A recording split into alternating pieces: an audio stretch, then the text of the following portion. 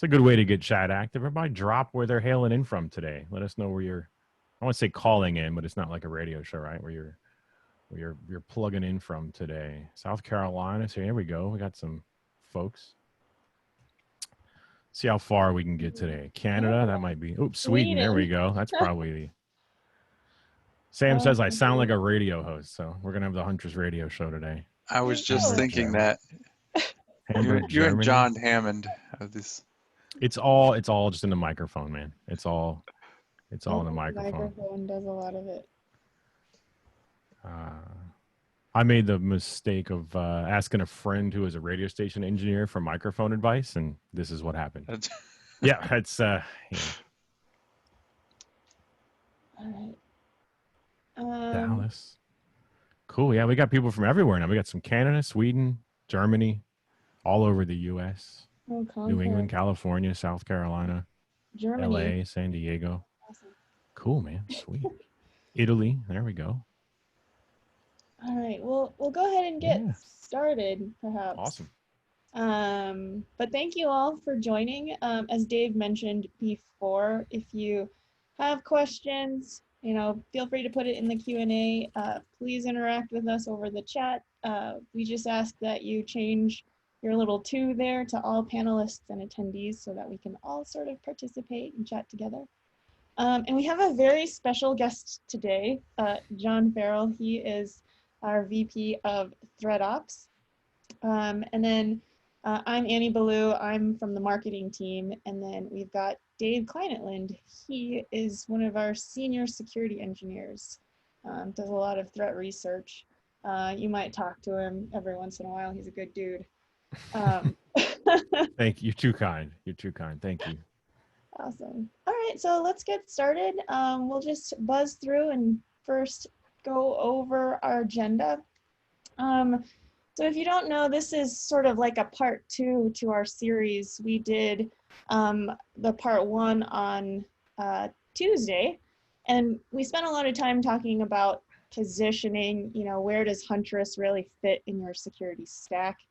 And so we're not going to spend too much time on that today. Feel free to, I think the recordings are going to go out if they haven't gone out already. If you want to spend more time on sort of the positioning, who is Huntress, where do we fit in your stack, that kind of thing. It's up on YouTube. Oh, it is on YouTube. Yeah, I think saw it pop in my YouTube feed yesterday. That's awesome. Perfect.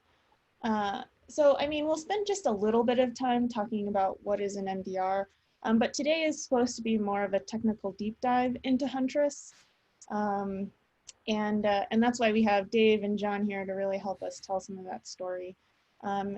And we'll spend some time talking about ThreatOps. And you probably saw a glimpse of that really interesting malware that we showed on Tuesday. You may have seen it in some other things that we've been on. But we'll spend just a little bit more time on that, just dissecting it, extracting it, so you get a sense of what our ThreatOps research does when they're looking at specific malware samples and things like that. And then from there, we'll talk about deployment. What does deployment look like? And just show you how easy it can potentially be. And then from there, we'll just dive into our core technical services. And what I mean by technical services is Huntress as a platform, we have multiple services that are included. You may be very familiar with persistent footholds. We'll spend quite a bit of time on that.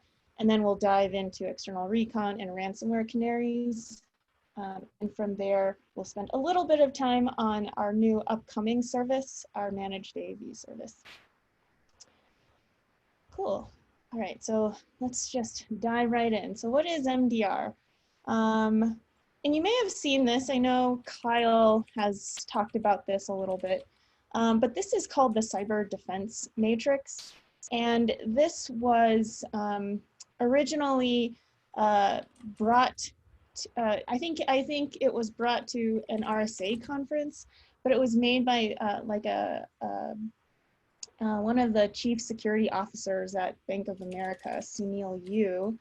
And what he identified was there's just so many different pieces in the stack, so many vendors that he was dealing with, And he just wanted to find a way to map out where everything actually lies. And so this is one way in which you can map out, you know, all of the different components in your security stack. So if you see at the top axis here, this is essentially the different phases of NIST: identify, protect, detect, respond, and recover. And you can see we put a little line in the sand here. And I think what we're trying to outline there is this concept, again, that Kyle likes to use, of left and right of boom. So left being things that you can do before something happens, and then on the right side, it's things that you can do after something happens in order to respond to a particular event. So when you think about, you know, your security stack, this is one way to potentially look at it and lay it out. You know, identify is going to be what are the things that you're actually trying to protect. Protect is actually the defense mechanisms that help you, you know, reduce the potential impact. So how can we remove, you know, things that we know are bad that would be entering into the environment? And then from there, what Huntress does is we really focus on the right side of boom. You know, Dave or John, anything you want to add there, or anything that I sort of missed on the cyber defense matrix? No, I think it's all, I mean, it's pretty much there. You can see some familiar icons in that protect column, right? You've got the sort of Windows Defender antivirus sort of icon hanging out there. Under networks, firewall, routing, that sort of things. And then the fingerprint and the lock, you know, we're just kind of focusing there on just sort of identity and access management, you know, user protection as a whole. So those are all sort of excellent things you can have in your stack to kind of get those layers distributed across all the weird things you might have to deal with. So yeah, just kind of, and then the RMM, of course, you know, you're using your RMM, it identifies probably more than devices. I mean, you might even be able to ingest network information or even software inventory lists. So it might cover more in that column than we have listed here, but just depends on how you're utilizing it. Yeah, and I think one of the things just to take away from this is every piece of your security stack has its role, and there isn't going to be one tool or product that's going to handle everything. And the idea is to see how many, I think Kyle calls it a bingo card. You know, you try to see what makes sense based on, you know, what you can reasonably absorb. And so Huntress really focuses on this right side, but it doesn't necessarily mean that we're going to cover everything. And we really focus on things that happen that happen to the right of boom, this detect, respond, and recover. I think the other thing too is we kind of skipped over this bottom part here, where as you go into the detect, respond, recover elements, you know, there's going to be more of a people element. There's going to be, at this point, you're looking at things that are not necessarily cut and dry, and so you just need some of that contextual awareness. And so when we start talking about ThreatOps and what they do, that's what we mean by the people element for detect, respond, and recover. So we shared this sort of funnel yesterday Tuesday, about managed detection and response. And really what it is, you know, in order for you to look for things that slip past your preventive defenses, right? You have to be able to see it in order to really react or do something with it, right? And that the same goes with detection and response. So there's some level of telemetry that gets funneled in, and the first step that sort of happens is automation goes in first. There's some filtering, classification, and perhaps even some analysis through the automated engines.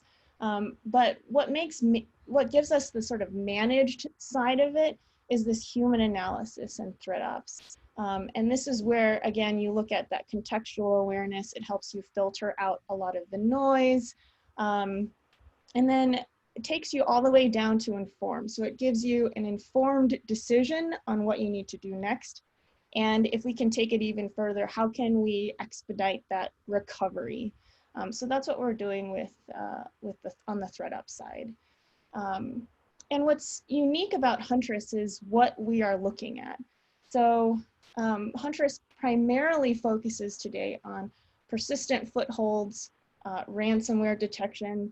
I have this very technical term here, more stuff.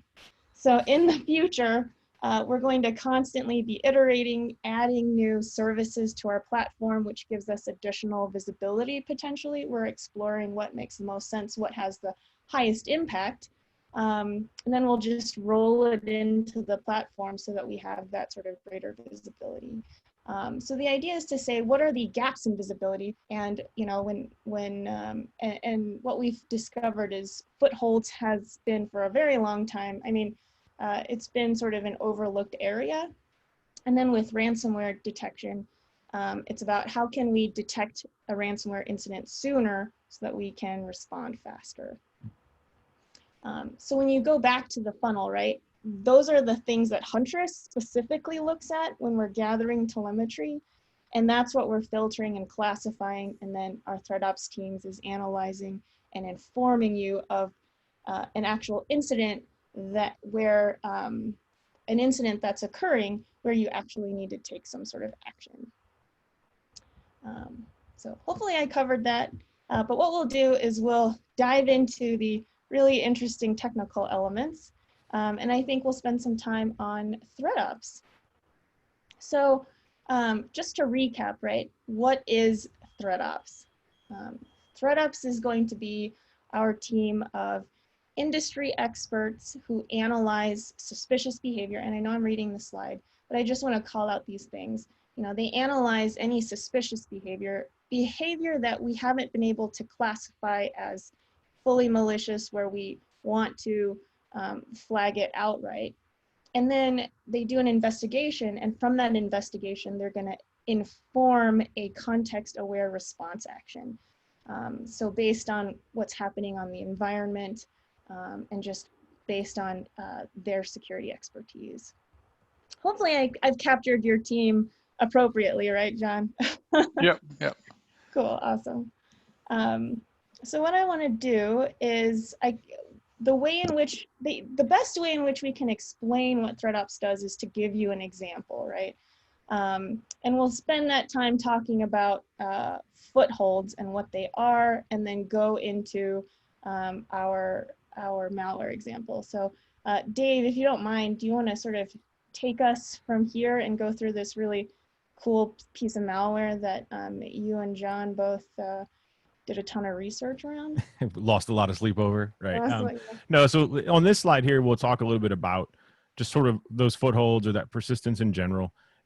There's something like, John can correct me if I'm wrong, but I think it's north of like 200-ish different ways to start something in Windows. And Microsoft has an unfortunate term for those. It's the auto start extensibility points, which no one remembers, right? We all call them auto runs. You know, some people have probably used the tool auto runs from sysinternals, and we use that even if you're already a Huntress partner and you're in there and you're in the portal, you'll see the term auto runs used. But these four here are really common. These are ones you probably already know and love and use every day, whether you know it or not. So the four here: startup folder, tasks, run keys, and services. Quick examples for folks that may not be super technical. Services, you're already using those every day. Your RMM runs as a service. Huntress runs as a service. Lots of things just register as a service with Windows, and they'll start and stop automatically with the system. There's tons of scheduled tasks already built into Windows to do things that Windows needs done, right? Like a really common one that's not really prevalent anymore, but there was always a task scheduled to like defrag your hard drive. Not as important now in the days of SSDs, but that was parts of things that were built in. Or maybe that user wants iTunes to open automatically or Outlook to open automatically every time they log in. So they drag a shortcut in the startup folder. These are all ways that you legitimately use those footholds, but attackers turn around and kind of weaponize these features to be able to use to their advantage. Mm-hmm. Yeah, I like that word. I think we talked about it last time, but I like that word weaponized, because these are just common things that are on the operating system. This is something that I learned in joining Huntress, and just how do you abuse them to do the things as an attacker, to do the things that you want done. Yeah. And I would say most of the things we see, and John can chime in or not, but they are things that otherwise would be innocuous unless they were being used in the manner that they are. So command.exe or PowerShell.exe, they're not inherently dangerous on their own, It's just how they're being used. Yes, like sometimes we'll see them chained together, like command.exe, then calling PowerShell, then calling W scripters. Right. Like things of that nature just is odd behavior. Yeah, and Actually, it's not behavior, I should say. It's an odd looking, because we're not watching what's running. We're seeing what's going to run, but we're not actually monitoring processes. So it's more the command that's configured to run. Yeah. Right. And that's the part that's sticking out like that sore thumb. And you're like, that's just super weird. And we have some examples, we'll show today that like this one here. This is one of our favorite ones. I'm sure anyone who's kind of remotely technical who looks at this, they might not know why it's not right, but they know it's not right. Like it's just, there's a lot of things in here that are kind of red flags. We've got some kind of generic sounding names, right? BFE on service, engine.exe. I mean, those don't sound too bad, but when we learn that they're just renamed versions of the actual tools in Windows. So BFE on service was really just MSHTA. And engine was PowerShell. So PowerShell, everybody probably knows what that is. MSHTA is a built-in HTML renderer within Windows. It's a tool they use for rendering anything from help files, or you can do like full-blown sort of pseudo applications with it for like pop-ups or little interactive things. But when they're used in this manner, right, you can see that we got some W script in there, we've got some command in there. None of that's that's starting to stack up to look pretty suspicious when we see that, and then that. I don't know exactly what the next kind of iteration of this slide is, but yeah, there we go. We can see where we're reading this, and I'll leave the explanation this to the developer here. I'll kick it over to John to talk more about what we're doing here with this reference. Is it just real quick? Is it fair to say that just looking at this scheduled task by itself, that it's bad, or does it require additional investigation to prove that it's bad? I mean, to me, it looks like because you have all these strings together, as a human looking at it, it looks outright not right. Yeah, I was going to say a lot of it's the context of it, and yes, it looks. There's just too many red flags in it to say that it's legitimate, but to actually identify what it's doing, you have to investigate. So in this case, we've got that. MSHTA is opening the BFE on service is MSHTA. It's creating a shell which is running command.exe, which then calls engine.exe, which is PowerShell. And then PowerShell, the GC on that line is get content. So it's reading a file, that file Windows a.check. And then if you're familiar with the pipe command, that vertical character, it's piping the output or the text file into that command that's highlighted there, char int split. So it's doing some sort of operation, and it's splitting on the character X. And then finally that join is joining everything together. So if you've done a little bit of programming, it's kind of weird to look at and say, oh, well, what is this? It just kind of stands out. Yeah, and it's important to point out that the reason they used BFE on service and engine, and we actually saw when we originally did this, I was investigating kind of one variant and John was looking at another, and mine wasn't called BFE on service and engine. It was two different names, and they're doing that to evade some of the basic detections from like an EDR. Every EDR out there probably has a rule that says if you see PowerShell and MSHTA in the same line, then flag that as suspicious, right? Because there's almost zero legitimate reason to do that. So they're just trying to skip over the that simple rule by renaming them to random things when this is put out. Patrick says in chat that IEX is evil most of the time, and that's actually very true. I mean, there are legitimate reasons to use IEX. I've even used it in some of the scripts that I've written.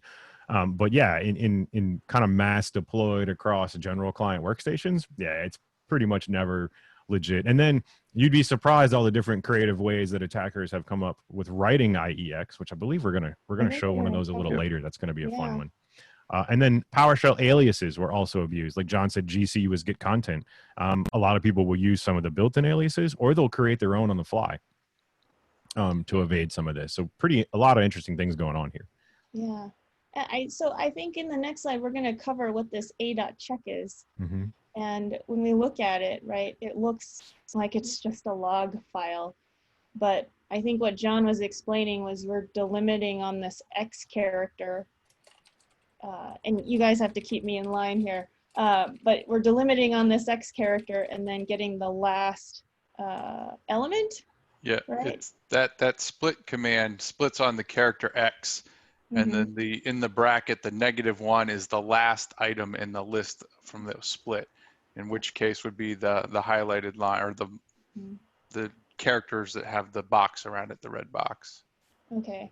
And then the join pieces them all together into that character set right there. Into this, and then this decodes into this red piece, right?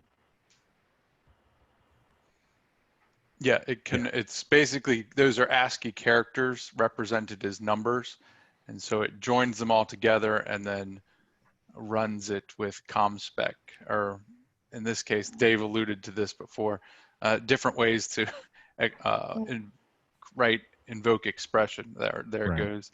So it's a Windows system environment variable ComSpec, which always points to command.exe, and then they reference certain characters in that command.exe string. So for example, 4 is I, and 26 characters, or sorry, 25th character is X, and then E, and then they sort the order and it becomes IEX.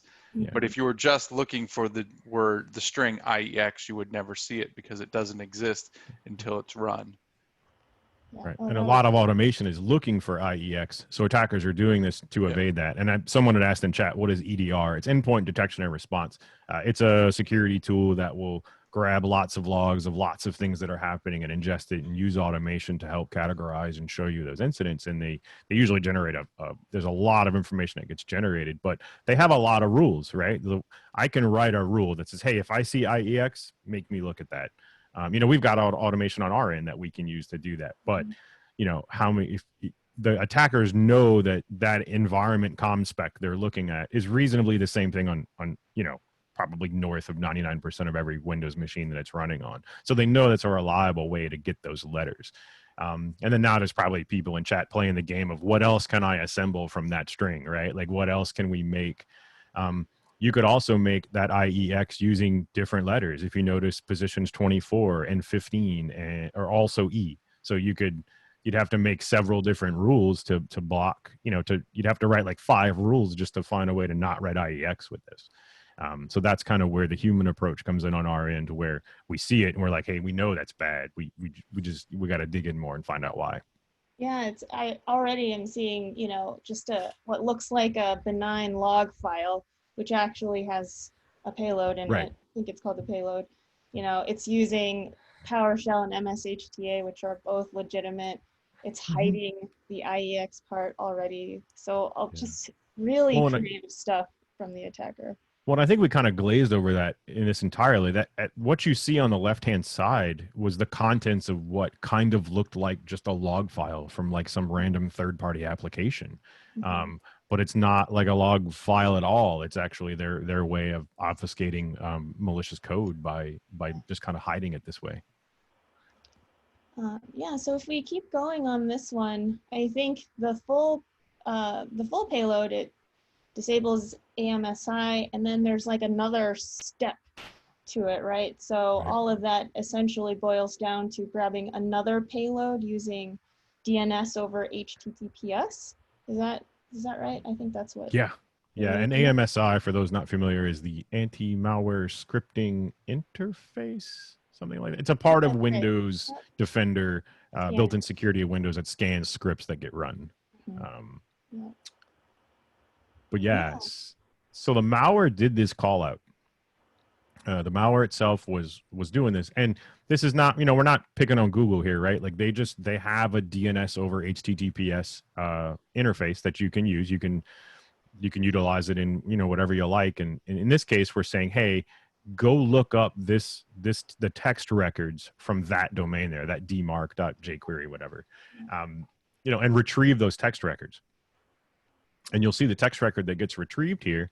And it looks, if anyone's, kind of into email security that's hanging out in chat here today, it kind of looks like a DKIM entry. And the kind of real short version of DKIM is it's signing messages, outbound email messages, to prove that they're coming from the right place. Like you say, hey, all of my email is going to be signed with this DKIM signature, and if another mail server receives it, it's not signed with that, they can reasonably assume that it's spam or it was spoofed or something of that nature. But there's something a little weird with this one. Kind of a lot of, if you look at a lot of DKIM entries, I used to do a lot of messaging and email work, so I've seen an unfortunate amount of them. There's kind of like entirely too many slashes in here, and then that was one of the hints to me that it's like, hey, we need to delimit here, right? Like, people can delimit with commas. We saw the log file delimit with X's, and you can arbitrarily delimit with anything you want. And in this case, they're using slashes. Yeah. And if we cruise on a little bit, we kind of iterate through the code that the attackers ran on this. And we start to see that they were pulling, like, there was a section of code in the malware that was reading information from this kind of fake DKIM entry and grabbing certain components of it. And it was really interesting because they used a get random string at the end, but it really wasn't random. It was only, the random was kind of limited to where it would only be one of two things. And it's these two things here. And what we ended up with was, we actually ended up with it's a base64 encoded payload that's missing the padding. So you can see in the entry itself, there's no equals at the end, but in the code, when we finally put it all together at the bottom, it was encoded. And then we got another base64 encoded string. Mm-hmm. So they kind of base64 encoded twice, and then it spit out these numbers.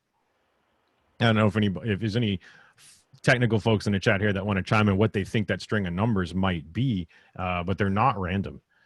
They're definitely not random numbers, but they double base64 encoded to kind of avoid things that might use automation and just base64 decode once. Like, how many layers are they going to do it? I'm sure people have configured antivirus at some point to, like, how many zip files will it go through? Like, that's like a feature of AV. You can say, how many compressed archives will you scan inside of? And that's kind of the same deal here. Things might try to randomly base64 decode once, and then if they just get another base64 string, they're like, oh, that's not a problem. But what we do have here is IP addresses in decimal format, which was pretty clever. It's not commonly used. Yeah, I think I've only seen it in like a, industry certification where you actually have to go in and by hand decode from one to another. Don't let Annie be too modest there. She's a CCIE, and you've seen this stuff. I mean, that's of course the only time you saw the IP addresses in decimal form was probably on that exam. Like, we don't really use them in real world practice here. But yeah, so when we convert those out from the decimal encoded payloads, we get legit IP addresses. Don't go there. Those are probably not cool to hang out at. But yeah, I mean, that's what was happening. So the attackers were using this DNS over HTTPS request to kind of bypass your existing DNS filtering, right? Like, you might have an umbrella or a DNS filter or something that's kind of watching your DNS traffic and redirecting things. But it's just an HTTPS browser request. So unless you're doing that SSL or TLS inspection, you're not going to have visibility into this. And that's what it's not specifically that they were abusing anything with Google. It was just any DNS over HTTPS request, would have accomplished the same thing. And it also helps them be a little portable with their malware. If their C2 or their downloader site had to move, all they have to do is update that text record. And then now all the existing copies of the malware know the new place to go download their malware at. Yeah. And I mean, just taking together all of those steps, I mean, a lot of these are bypassing those preventive defenses, to your point, right? Mm-hmm. They do the DNS query over HTTPS. That's port, 443 to Google. And by and large, most networks are going to have that completely wide open. And so that's one way they get around it. Reusing some of these other legitimate applications or programs, right? That's going to bypass, standard AV, things like that. So. Well, yeah, absolutely. I mean, the attackers like to use tools that are already there because, well, they're already there. They don't have to bring it with them. They're not carrying around a bunch of baggage. And two, a lot of that built-in stuff, it has like an inherent level of trust. I mean, is that fair to say, John? I mean, is that? Yep. Yeah. Absolutely. So I mean, it's things are maybe not looked at quite as hard by some of the automation because it's a trusted digitally signed Microsoft or Oracle or whoever whatever application, and it's like it's fine. Yep. And if you're like, for example, if you're looking at a process list and you see PowerShell, that's not necessarily going to be as stick out as much as something that's like bad.exe or Right. other Yeah. things. Or my favorite is when it's like 10 or 15 random characters Yep. .exe, and you're Yep. like, okay, well that's totally shady, right? We've got a question here. It says, did the hacker require the DNS record entry to make it work? Would that be taken from the compromised customers? So they were pulling DNS from a domain that presumably they owned. It was like dmarkjquery something.com or whatever. Like they own that domain. So I mean, anybody can register a domain. I think it costs all of $2 or $3 these days. So you can easily put up your own. Please don't do that. I don't want to, I don't want to suggest people use that as a method to do shady things, but yeah, I mean, they could easily do that. But funnily enough, that script actually did have a failback. That malware had a hard coded one that it would try if it could not get the new one. Or the ones off the internet live. So if for some reason it failed to connect and get that, it actually had this particular malware had a hard coded, also in decimal IP address format of a failback server to try. But yeah, they even plan for the DNS going down or the internet not working. So that's a pretty interesting. That was really well thought out on their end. I think the other takeaway from that too is that they were looking for the DNS text record. So it was actually what was in the text record. They didn't need to actually connect to that bad dmark.js update query domain. They didn't actually connect to that domain at all. It was just all in the query itself. Right. So that is just crazy. Right. All the information they needed was technically retrieved from Google's DNS. So yeah. They might not even. Oh, sorry. Go ahead, John. I was going to say they might not even. I didn't actually look. I don't recall, but they don't necessarily even have to host anything there on that site. It doesn't have to be live. It's just the fact that the DNS record exists. Mm-hmm. Yeah, that was it. So sort of, the takeaway is that there's this combination of automation and human analysis, right? Automation absolutely has a ton of strength. It can handle really large data sets, can be really fast, right? But the thing is, sometimes it's hard to identify some of those contextual clues and bring them into the analysis, especially when something is it looks suspicious, or maybe something is legitimate, is being abused. It's just harder for automation to find things like that. Whereas for humans, right, they can be trained to consume a lot of those contextual clues, and they can adapt to the things that they see and they learn, and that just helps inform future investigations. But the challenge with humans is, if you ask them to maintain a list of all of these hashes, right, that's impossible. Right, that'll never work, right. There's no way. So having sort of that combination is where the beauty lies. And that's, that kind of summarizes where ThreatOps fits in and how we work. Our ThreatOps team at least works very directly with our automated engines within Huntress. So the next thing we'll do is we'll just pivot into how does Huntress actually work? How do you deploy it? And how do you configure it? So Dave, I'll hand this over to you a little bit to just kind of talk through what the deployment looks like. Yeah, actually, deployment, I want to say that it couldn't be any easier. We've really tried to make it as easy as possible. If anyone goes through that or is, we got a lot of partners in here that are doing it now. If anything could be easier, please let us know. But we've tried to make it as easy as possible. So you deploy it with, whatever you're using to deploy software in general. It could be your RMM, could be group policy. It could be, one of those just sort of software management tools, something like a PDQ or something of that nature, where you're just using a software deployment tool inside of things. So you deploy that out. The agent installs I don't know, comfortably under 20 seconds on most machines. Like the agent is very, very lightweight because the bulk of our agent's responsibility is data collection. All the heavy lifting we're talking about. So the Huntress automation, us sifting through and looking at things, that's all being done on our cloud, on our end. So we're not tasking your workstations to do that. When you roll the agent out, no reboots, no pop-ups, no system tray icon. We're not visible to the end users unless they're admins. I mean, they can see us in the task manager list and add remove programs. They can see us.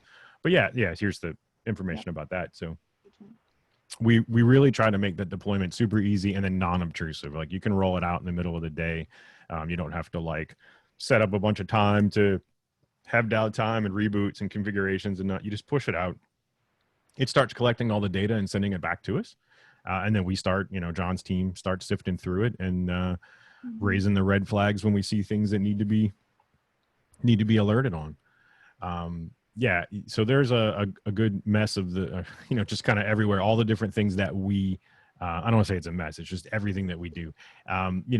We can roll the Huntress agent out there with all those tools. We've got turnkey deployment. You can find that. I'll drop a link in our chat to the root of our support page on the installs if anyone hasn't seen it.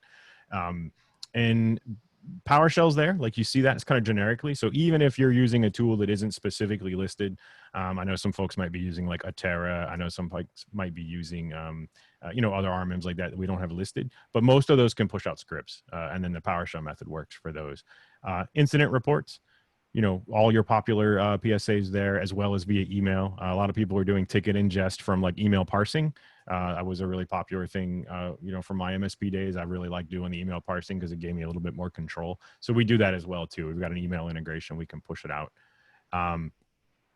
Alex says, any case where the agent gets blocked by AV security and firewall setting? At this time, no. We don't have any antiviruses that are fighting with us. We haven't come across too many. Occasionally at one point, John, I think it was our uninstaller was getting flagged as like malicious from someone, and that prevented people from uninstalling it. But that's long since that hasn't happened in quite a while. But yeah, so I mean, as far as that goes, if you're doing traffic inspection, TLS, like certificate inspection, and you do have to whitelist our agent's communications out, because if you change the certificate on our agent, we don't talk to it anymore. It's just like a small security risk, right, John? Sorry. Yeah. I was reading one of the comments. Would you repeat that? No, I said, if you're doing TLS inspection, you have to whitelist our domain. Otherwise, I said, if we swap out the certificate on our agent, we don't talk to it because it's just a minor security risk if we talk to it. We use certificate pinning in the agent. So yes, it'll block. The agent will cease communication if there's something that's presenting the incorrect SSL certificate. Yeah. And so, if you use any kind of deep packet inspection, you'll need to whitelist. Yep, and we've got all that laid out on our support site. So if you're doing any of that, we already tell you how to fix it. And is it fair to say that once you've deployed Huntress, there isn't a whole lot of configuration that needs to be done, rules and policies and constant auditing of the configuration itself? Nope, there's nothing that you need to change once you deploy. It's kind of that set it and forget it mentality. You deploy the agent, within a couple minutes, it'll send back its first survey, and our automated systems will start reviewing. And if there's things that need to be taken a look at by analysts, that'll all start on its own. You don't have to do anything. Yeah, I've used a lot of security products that have more like buttons and switches than a space shuttle. And we aim to not be one of those. So the off the ground time, we do for when we're doing a demo for some prospects. One of the demos we do is like we live deploy a trial with an RMM, and I think it's about 15 minutes or less that you can kind of go from not having anything to having it running, installing, and doing what you want. So it's just setting up your PSA integration or how you want your tickets delivered. There's like some branding settings. You can set up like your company colors, your stuff for like our reporting and whatnot, and then an email address, and that's pretty much it. Cool. I'll jump in. The question I zoned out when you asked me, Dave, I was reading Todd's question in the Q&A about preventing uninstalls on the endpoint. We've looked at that. We haven't come up with a good solution because we've heard horror stories about certain applications that block with like using a driver and then not being able to uninstall the application easily. On the flip side, adding it, and if everyone runs as administrator, you can still uninstall on the endpoint. Yeah. So trying to come up with a solution that satisfies both the security and the ease of use is very difficult. So at this point, we don't have a feature to do that, but it's something that we're thinking about. Security and ease of use is the constant battle, isn't it? Well, and it's I'm sure a lot of folks have tried to move from, you know, maybe one security product to another, maybe an AV or something, and then uninstalling and getting away from the old AV and moving to the new one is just painful, and we don't want to have that experience. So a lot of that comes with good baseline security practices. Like if you're going to tell me, well, all of my local end users are admins, I mean, I can put an uninstall password on it, but it's just really a waste of time and effort because it once you're an admin, you can do whatever you want. So I think the real attack to that is they could just as well uninstall your AV or your RMM or RTool or any of those things if those baseline security practices aren't hardened enough to where they shouldn't, you know, the attacker would be able to do that anyway. So it's all about not being that low-hanging fruit and practicing those hardened those hardened standards for all users. All right. Thanks guys for that. I think what we'll do is we'll just kind of dive in to what actually happens in the threat hunting workflow. You know, once all of that data makes it to the cloud, what's actually happening inside the cloud black box, so to speak. This looks way different than the last time I saw it. Yeah.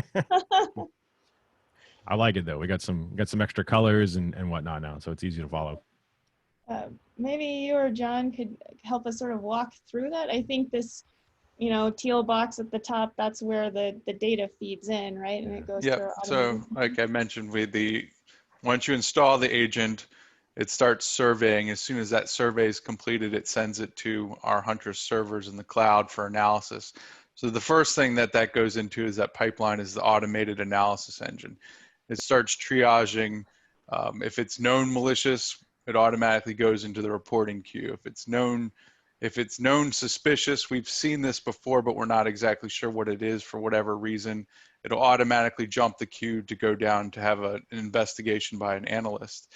But if it's something we've just never seen before, I say it's new to Huntress, maybe it's something as simple as like a new update to Skype or Zoom, we take a look at that. And that goes into our triage. And from there, we do kind of like a quick review. Is there anything that warrants an additional investigation on this? And if so, we'll mark that as suspicious and it'll automatically go into that investigate, where once again, a human analyst will take it, figure out whether it's good or bad. If it's bad, obviously it'll go into the reporting. But if it's good, we just we'll mark it as such, and then we don't have to look at it again. But we're always taking that investigation loop and things that we identify from investigations, indicators that we can reuse later, get fed back into our automated analysis. And so the process just is constantly evolving. Yeah, and then the report, I think we're gonna see an example of what a report looks like, but that just goes into the investigation that was done, and then what footholds are, okay. The investigation, if the outcome of an investigation marks something as malicious, that auto run, that triggers a report. And we got a question here. It says from Leah, is the triage process human-based or is it automated? The triage process in this thing is human. So we have a lot of automated analysis that does things. Have we seen this before? We know it's good. There's nothing to indicate that it needs further review. That gets automation. Like I said, anything that we've just never seen before is triaged by humans. Mm-hmm. But it sounds like it's a lot of data, and it is, but the difference is because we're looking specifically at persistence and auto starting applications, it's not nearly the amount of data that something like antivirus or has to do, where it's scanning every file on the system. Mm-hmm. So Okay, so that gives you a sense of sort of the workflow. We'll start, we'll just show you, I mean, hopefully many of you have seen the Huntress dashboard before. I think, again, the biggest takeaway, at least in my mind, is the no configurations. I mean, I've seen a lot of other SaaS products where it's like, it's really easy, just install the software, but then you have to go in and really configure policies and identify users and put them in different buckets and things like that. It doesn't sound like that's necessary here at all. Yeah, no. I mean, it's the, like we said earlier, you sign up, you push the button to verify your email address, and you start deploying agents. I mean, we really wanted to make it as easy as possible. You can absolutely deploy it with no configuration. I mean, it will just email you incident reports, and all your branding settings will have default colors and whatnot. But if you want to go through and just customize it a little bit, it shouldn't take you more than maybe about 30 minutes to get all set up from initially and kind of be on your on your Huntress journey right away. So I know we've had some great questions, but I do want to start talking about some of these other services. So if you see here, we focused primarily on Footholds for a long time, but as we build more services here, we have our Ransomware Canaries, we have External Recon. This is our partner enablement service, reporting and analytics, and then our upcoming managed defender. So if you're able to stick around with us a little bit longer, we're planning on going over at least the Ransomware Canaries, External Recon, and Managed Defender in more detail. So with that, why don't we just kind of skip over to External Recon? Does that sound okay to you guys? Works for me. Works for me. I was going to answer one of Sam's questions. He's asked, Okay. if you guys spot something bad, malware, et cetera, do you make any attempts to stop it? And the answer is no. Huntress, everything that Huntress sees is in some way already run. It's already established a foothold on the box. It's already running in memory, but since we don't monitor processes, we don't see that. So we just know that at some point in time, it's configured to automatically run on that host. And that's what we're identifying and reporting to you, is there's some sort of foothold on this box. We give you the details of how to remove it, or you can use our assisted remediation to remove it. But we don't prevent anything from running. Great question. Thank you. I mean, we're here to pick up specifically where prevention leaves off. It's not that we don't do that because it's like a shortcoming. It's just we saw that there were, I mean, how many preventive vendors are there? Like 70 or whatever. Like we didn't want to be 71 or 72, right? Like we wanted to address this part that was not being addressed largely by security. So yeah. Yeah, and we got this question here with these new features. Will Huntress continue to add features without adding additional costs? And the answer is yes. Absolutely. We will not be adding additional costs.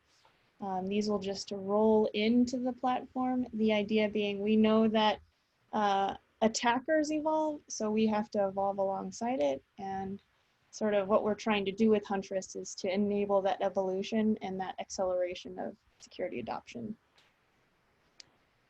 So if we look here, we covered this a little bit on Tuesday, but this is the attack chain.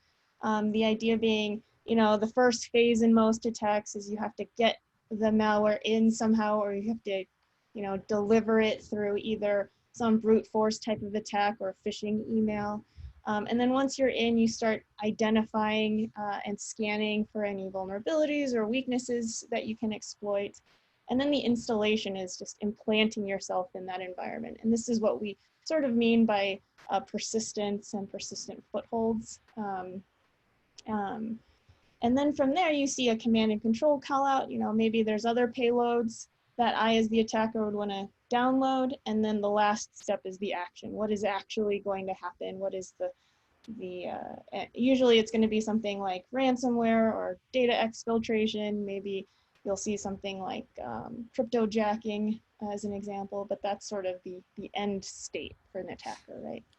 And so when we looked at these, one of the things we started noticing is, in this first phase here, there's been sort of a bit of a RDP getting brute forced was just getting noticed a lot, and it was becoming a problem that we just saw over and over again. So that's sort of where External Recon comes in. And so maybe we'll spend a little bit of time talking about what External Recon is, how does it work, and some of the reporting that comes out of it. Dave or John, do you want to just talk us through a little bit about External Recon? How do we expose things like RDP, potential RDP brute force attacks? Yeah. Well, I was going to say, so the way it works is when the agent calls back and registers it, we take the external IP address that the agent connects back to Huntress from, and we use a third-party service, Shodan, to which scans the internet, and we query that and show what open ports are available. So, for example, lost my train of thought. We take that external IP address, we feed it to Shodan, and then we present what Shodan sees in our Huntress UI. So we might see that on IP address 1.1.1.1, there's port 40 and 80 open, or 80 and we'll say RDP 3389, but we don't know what's actually behind that. So we present it that IP address is open and has these ports open, but we don't know exactly what host behind that, what Huntress agent specifically has those services enabled. So that's something we're trying to better show that in our UI. Is there anything that you want to add, Dave? Make that a little bit more clear. No, that's pretty good. You know, so Patrick in the chat said Nmap all the things, and that's kind of really what's happening here. If you're not familiar with Nmap, you know, it's just a tool that lets you scan, you know, all the ports of a specific IP address and record that information. Shodan, I dropped the link to Shodan in the chat. It is it's a security-based search engine, right? So they scan the entire internet, you know, basically, and categorize all this data. And that would just be a lot of work to do, you know, as an MSP. I mean, I'm sure there's some folks in the crowd here that could PowerShell their way out of that problem, but it would be a lot of work. You'd constantly be maintaining it, and really wouldn't be a good way to consume that information. So we're aggregating that information into the Huntress portal. We're making it really easy to see kind of that, you know, 1,000-foot view of the attack surface that the MSPs that are calling back in. I mean, I was reading chat and I saw MSPs, but the agents that are calling back in, we're checking those IPs and looking for, you know, what would be open and categorizing it. And yeah, Todd says he checked Shodan for open 3389, and it was nearly 2 million devices in the US. Yeah, I think it's like 4 million if you go worldwide. And Shodan actually, check their blog out. They wrote a really cool blog, I think back in like March or April, that talked a little bit about, as we have shifted into the remote workforce, you know, working from home and the kind of perimeterless network, we saw a lot of people take the shortcut of like, maybe they forgot how bad RDP was and they needed remote access in a hurry and they just turned it on. So we saw a big spike of open RDP ports just in that kind of Q2 of this year. And it's, yeah, it's not brilliant.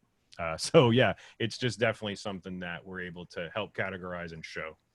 Yep, and I was just add, like, some people might do security through obscurity and change 3389 to 33389 or something. Right. We'll show that port open, but we don't actually know what service is on there, and we kind of leave that up to you to figure out whether it should be there and how best to handle it. It's just a presentation of the data. Yeah. Changing 3389 to 3390 isn't a way to secure RDP. A VPN and some two-factor is the way to secure RDP. And so we scan it from the outside, right? We gather the IPs first, and then we scan it from the outside, not on the agent. Yeah, absolutely. So one of our most popular support questions on this was like, well, can you tell me which endpoint it's from? And it's like, well, no. I mean, that's like the basics of NAT, network address translation. So like, we only see the IP that the agent is calling from. So we can kind of just sort of tell you basically what the edge device of that network is allowing to be open. So from that view in our portal, you know, if you see a port that's like CU 3389 that's open, you're not really sure what endpoint it is, but you'll have the external IP address of that. So you can use your RMM, locate that client site, log into that firewall, router, whatever that edge device is, and see where that port's being forwarded to, and sort of track that down. And you know, it just kind of, we've had a lot of people kind of find those threats that they weren't even aware that was there. Like maybe a security camera vendor installed like an NVR box and set up RDP on it and didn't tell anybody and stuff like that. So a lot of shadow IT type stuff. And then, maybe a lot of co-managed type IT where the internal IT may have done something that, sort of wasn't really in line with the security practices of the MSP, or, or when you take over a network, right? You take over a new network and then, they're not able to, you put the tool in there and we're able to scan that and you see things. So, yeah. We got a question here. Does this apply to RDP open internally as well? No port forwards? So no. Yeah. We only see, oh, sorry, go ahead, Dave. No, go ahead, John. I was gonna say, we only see what's available externally. So if you've got RDP open on all your clients internally, we can't see that. We only see what's on that edge device, the external IP address that the agents are using to communicate to Huntress from. To give you a sense of what it looks like, we have sort of this report here. And I think this shows the external IP and then which port is open and then what organizations are tied. Yeah. Yeah, and there's, it's not uncommon to see things like 80 or 443, like people who may be using remote desktop gateway or some, some kind of workplace thing or whatever. That might be on 443. Even in our example, we see a 4443, right? So that's, that's another obscure kind of port thing. We see a UDP of 3391, and that usually triggers some folks like, oh, is that RDP? And that's actually part of an RDP. It's a enhancement port for the remote desktop gateway service. But yeah, I mean, it lets you look at those things and you get that visibility of all your clients at once on one page of, what's open. So I know we've only got 2 minutes on the clock left. Yeah, but I hope you guys can stay with us to get through. We're gonna talk about Ransomware Canaries real quick. And then we'll spend a brief amount of time talking about our upcoming managed AV service that we're actively working on. If you can't stay with us, what I just want to say there is if you are interested in what is managed AV, what are we talking about, what are we planning on doing, we will have this recorded, but we also have like an interest list, and we have bi-weekly meetings for anyone who wants to potentially join a beta for managed AV. We'll put a link in there for you just with some information on managed AV. Join us on those meetings. They're a lot of fun. You kind of get to see what's happening right then and there. You get updates up to the minute. So definitely join us. And I just dropped that link in chat for anybody who needs it. Oh, great. Thanks, Dave. Yep. All right, so we'll just keep going. Just real quick before we go, we do have a question. Would you recommend shutting down RDP if it's open internally? That's kind of a tough one. It really depends on your environment, I would say. You may need to use that internally for your management, and you may have security practices that support that, right? You may have two-factor on admin accounts and things like that. So there are a lot of security concerns with having it open even internally, because it would allow an internal attacker to do things they may, you may not want them to be able to do. So if you got the other safeguards in place, it's as long as you're running the best practices, I would say it's okay. But if it's just wide open with no additional protections, I'd probably say it's worth looking into hardening that up a little bit. All right, so the next thing we'll cover is just ransomware. We're trying to cover the sort of last phase, right? And the idea being, attacks are going to slip through all of these preventive defenses. Maybe you'll run into a time when ransomware does hit. How can you be alerted about ransomware faster? So that you can respond more quickly, right? So that's kind of the genesis of Canary files. So maybe Dave and John, can you just sort of talk through what is a Canary file? How does it work? How are we doing it a little bit differently? Sure. So the way our canaries work is we generate a unique document. Currently, it's a Word document that gets placed in every user's profile within a hidden directory, and we monitor that file for changes. So if our agent surveys the host every 15 minutes, and if the agent sees that the file is missing or it's changed, it will included in the survey will be the details of that, and then that triggers a ThreatOps to review it, and we look for, is this actually ransomware, or is this somebody's actually just accidentally opened the file and modified it slightly so it's a false positive. We ran into, initially when we deployed the service, we ran into something that we hadn't considered was file level disk encryption. Certain products, especially in the healthcare industry, we're using basically EFS built into Windows encrypted file system, and it was encrypting the files. So those are legitimately encrypted, right. In which case to us they looked like they had been encrypted because they had been modified. So we had to work around those. So that's why we have our ThreatOps team review them in its current state. Yeah, from the outside looking in, determining whether something was legitimately or illegitimately encrypted was fun. Yep. So we've definitely come up with a contingency for that now, but that was one of the challenges that we faced when kind of developing this feature. I can imagine that getting really noisy, especially, I mean, I know the files are hidden, right? But if someone accidentally runs into it for whatever reason, right, you know. Modifies it. Yep. Yeah, the Oh. folder they're in is hidden. The files themselves are not. But most users don't have the hidden files enabled. At least I would hope not. Most users fix that with group policy. But yeah. And the way the idea behind it is we can detect early that there's ransomware indications, so you can start recovering faster. We do not prevent ransomware. When we detect that it's triggered, it's already happened. It's in the process. Depending on the ransomware itself, some will ransom very quickly. Others do a low and slow method to avoid detection. So it really depends, but everything we find is like after the fact, we're alerting you to it so you can start recovering rather than actually attempting to block it. So. And I know there's different sort of states in which the Canary files run, right? Yep. Can you sort of walk us through how the Canary files get deployed and what sort of happens once they're on the machine? Yeah.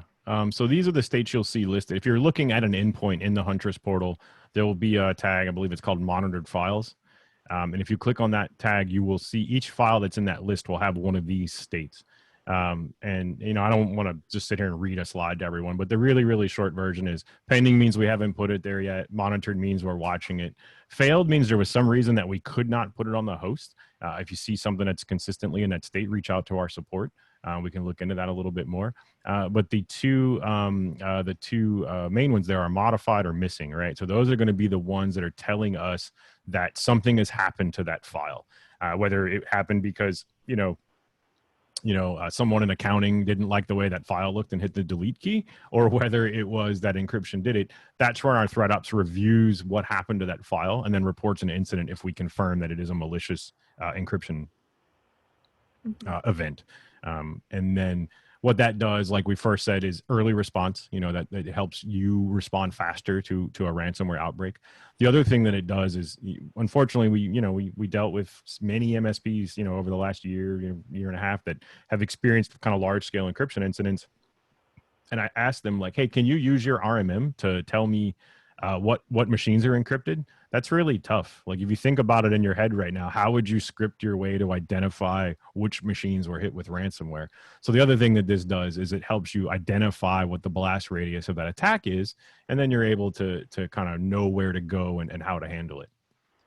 And we've got a question here. It says, are Canaries enabled per device or per site, or is it across the organization? By default, it's account-wide. So if you go into your Huntress dashboard and you click on the Canaries, it will prompt you, this, to enable it across your entire account. If you have reason and you need to enable it just for a site or two, you can email support and we can turn it on for those individually. Ideally when it comes out of beta, it's still in beta testing, we will make that option so you can turn it on depending per site if you need to. Yeah, and I think that's just part of our constant iteration of the services, right? For sure. Cool. All right, I think from there, we'll just briefly touch into our upcoming managed AV service. This is really exciting for us. And if you caught a little bit of our Tuesday session, you know, where does managed AV sit in sort of the overall Huntress platform vision? And the idea is, you know, we have part of the security platform is to streamline defense. So how can we find ways to accelerate adoption of security defense tools and mechanisms? With managed AV, sort of the theme is how can we take advantage of existing investments that you already have, right? And one thing to clarify with managed AV is that managed AV specifically manages Windows Defender. And our founders and our product teams have spent a lot of time having discussions with a lot of our partners. You know, they sort of seeded this idea of what if we could help you manage the Windows version of antivirus. And there were, from what I understand, there were, and John, you were part of these discussions, so let me know if I'm misquoting here, but I think some of the main challenges were, well, first of all, they were concerned that the Windows AV was just not strong enough, you know. But what we've seen is that Windows Defender it's up and coming. It's scoring better on a lot of things like AV test. There's a lot of third-party validation on the efficacy of Windows Defender. But the challenge with adopting something like, you know, AV that's included with Windows it was just difficult to manage, especially for MSPs who need things like multi-tenancy as an example, or they're not managing all of the endpoints through like domains or whatever. So those are some of the things that we started to notice. And as Windows Defender just sort of started getting better, we found we were looking for ways to just make it more consumable. So again, you could take advantage of those existing investments, right? So that's sort of the theme of it.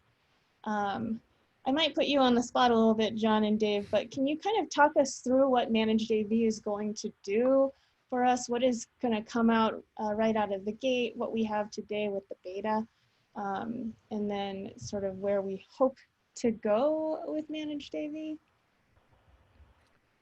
Yeah, I mean, I'll chime in with what I know for sure. You know, so like you mentioned, right, managed Defender is difficult unless you're like wholly in that full Microsoft environment, right? Like if you're doing, you can manage it like Intune or maybe some strict group policies, System Center. You can kind of go through all that, but it's really hard for an MSP because a lot of those tools don't support multi-tenancy. A lot of them don't have a good way to aggregate information and feed it into something like a PSA or an RMM. So, you know, we started studying the efficacy of Defender, and it turns out it's pretty good. It's you know, especially when you consider the cost of it, it's actually a damn good antivirus.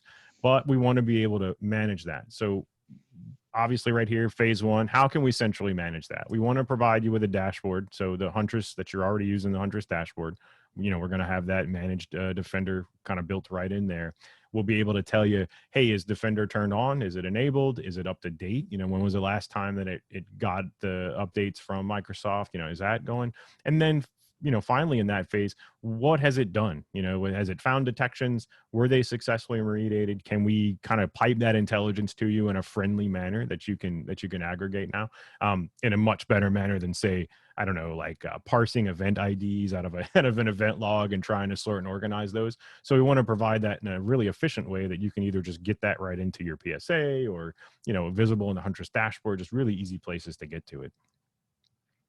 And then phase two here is we move into kind of, you know, we like to release something. We kind of dip our toe in the water. We see how it works. We get feedback from our partners. We do internal testing in the lab and stuff. And then we kind of work on that next phase.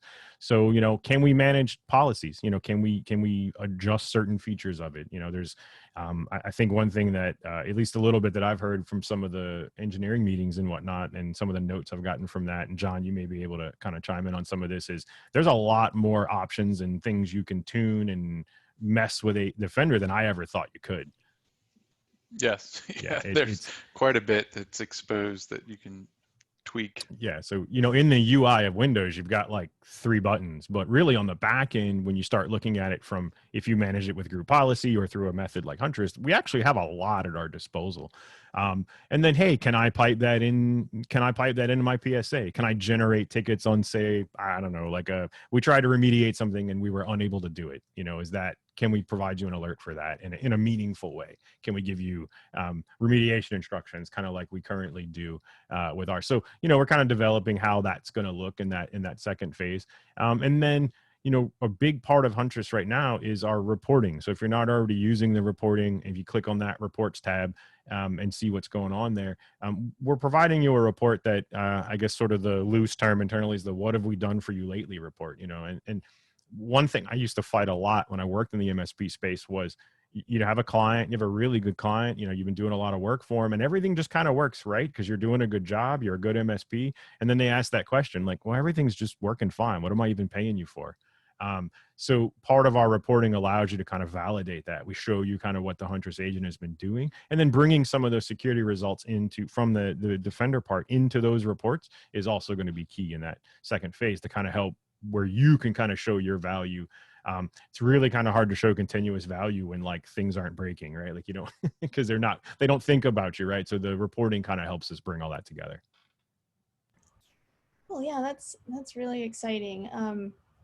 And, I mentioned this earlier, but if you are interested in learning more about managed AV, or if you want to go as far as participating in the beta and getting that enabled for an organization or two,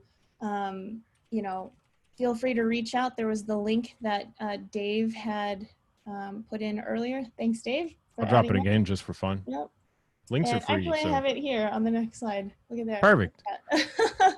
But it's just on support. You could even just search for managed AV on the support page. And so, feel free to join us in those. I think we have bi-weekly meetings. Our founders are often on those. Usually there's at least Chris and Kyle is on there. And I think in the last one we did, like they were committing code 2 minutes before and you got to see what was happening like in the minute. It was pretty interesting. So definitely join us. If you haven't already, enable Ransomware Canaries if that's something that you're interested in. And please keep the lines open, send us feedback, let us know what we can do to make Huntress better, make your jobs better, and keep communicating with us. Yeah, reach out to us, find us on search for Huntress on YouTube. The non-technical version of this presentation is up on there. A lot of our previous presentations and stuff that we do are all on there. A lot of good security content that you can absorb. All the previous Tradecraft Tuesdays, it's probably my favorite series that we do here. You can really nerd out. I love that stuff. So check us out, follow us, sign up for that managed antivirus stuff. We're looking forward to hearing from you and your feedback. We're pretty stoked about it. So we hope y'all are too. And thank you all for hanging out with us an extra 15 minutes. And hopefully we'll see you another time next time. Oh, I see some questions about swag. I think you just email swag@huntress.com. I think that might even route to me. Becky just posted. Yeah, good. Andrew came in clutch with the link to our YouTube channel in there, and then Becky dropped the email address for the swag. So swag@huntress.com to beg them for some cool Huntress gear. That's right. Cool. All right. Well, thank you so much, everyone, again, and for hanging on a little bit longer. And we will catch you next time. Yep. Thanks, everybody. Thanks, everybody. Yeah. Bye.